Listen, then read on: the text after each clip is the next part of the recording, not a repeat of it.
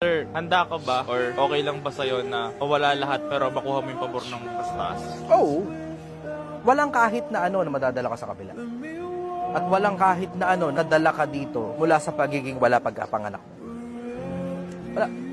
Overall, wala ka rin lang naman madadala sa kabila eh. Ang madadala mo lang doon, yung mabubuting ginawa mo, yung karunungan mo. Meron niya ako isang talata na nabasa. Yung to the effect na ang karunungan kasama mong mamamatay. We only get to live for 60 short years. Maiksi lang ang buhay. Average yun. Yung iba nga, di na umabot ng senior. Kahit nasa probinsya ka pa, maraming hindi na umabot ng senior. Yung saglit na buhay mo na yun. You have to make the most out of that small finite amount of time that you have.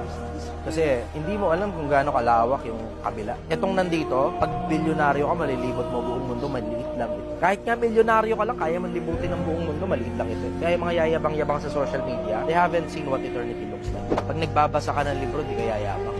Kasi